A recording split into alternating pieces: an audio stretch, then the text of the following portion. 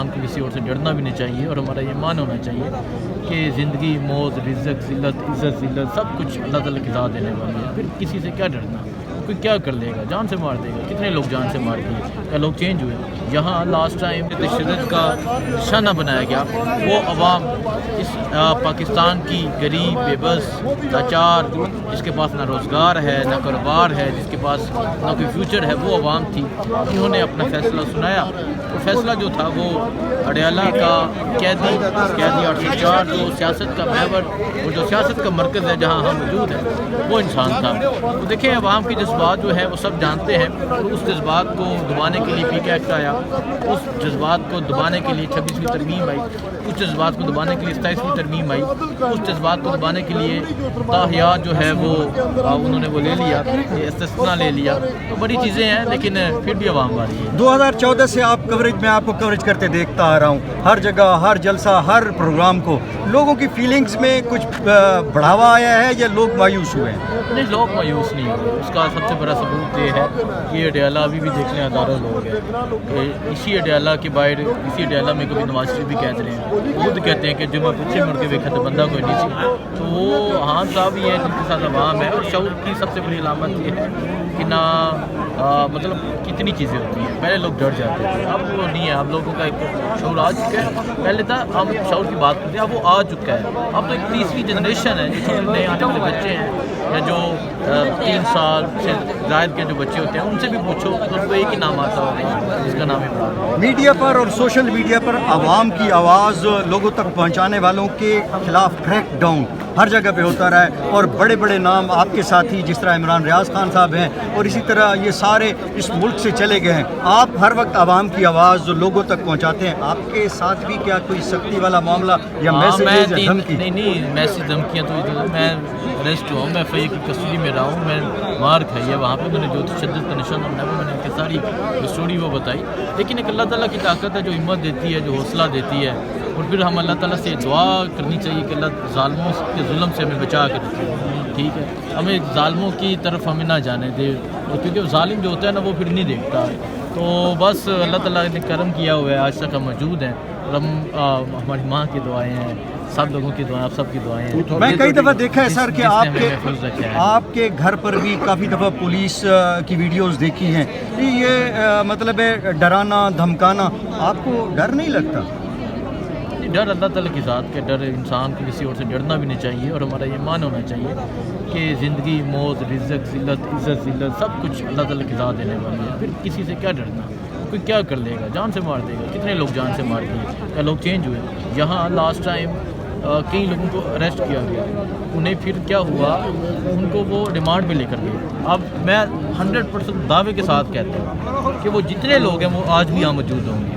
ٹھیک ہے، جو جن کی ضمانت ہوئی ملٹری کسٹڈی میں 2 سال 3 سال، جن لوگوں 2 سال جو رہ کر آئے ملٹری کسٹڈی میں. ٹھیک ہے، میں دعوے کے ساتھ کہتا ہوں ہر بندہ موجود ہوگا. ٹھیک ہے، لاہور میں ہم گئے، وہ جو ISF کا نوجوان تھا وہ موجود تھا.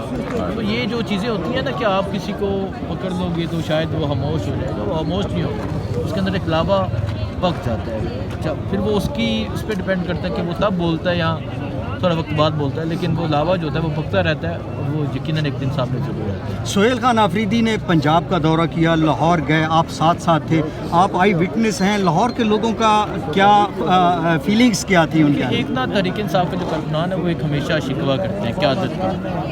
وہ شکوہ ہم نے وہاں جا کے ریئلائز کیا کہ واقعی ان کا شکوہ بجا ہے کہ اگر کوئی لیڈ کرنے والا ہو، اگر کوئی قیادت سامنے آنے والی ہو تو لوگ نکلتے ہیں. لیکن لاہور میں اس طرح کی ریلیاں شاید نہیں ہوئی 9 مئی کے بعد.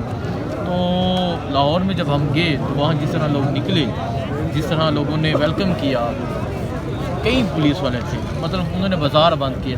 آپ اندازہ لگائیں، لائٹس بند کر دی گئی، تمام مارکیٹس بند کر دی گئی. جہاں ہم جاتے تھے ساتھ کریک ڈاؤن ہوتا تھا لیکن پھر بھی لوگ نکل آتے تھے. تو اس کا واضح ثبوت ہے کہ جب کوئی لیڈ کرنے والا ہو نا اور کوئی ضرورت مند، کوئی بہادر، کوئی دلیر ہو، پھر لوگ بھی حوصلہ کرتے ہیں. آپ ہر جگہ پہنچتے ہیں اور لوگوں کی آپ کو سلام پیش کرتا ہوں میں. بہت شکریہ. آپ سر لوگوں سے جب ملتے ہیں لوگ آپ کو پیار سے بلاتے ہیں، جہاں پر بھی آپ جا رہے ہو، آپ کی پیٹھ بھی ہو تو حسنین بھائی لوگ کہہ کر آپ کو بلاتے ہیں، پیار کرتے ہیں، کیا فیل؟ I love you حسنین بھائی. دیکھیں یہ اللہ تعالیٰ کا خاص کرم ہوتا ہے. اللہ تعالیٰ کی کرم نوازی ہے اور اللہ تعالیٰ کی ذات بڑی مہربان ذات ہے، اور یہ اللہ تعالیٰ کی ذات ہی ہے جو لوگوں کے دلوں میں محبت ڈالتی ہے۔ اگر انسان حق بھی ہو، سچ بھی ہو، تبھی محبت لوگوں کے دلوں میں ہوتی ہے۔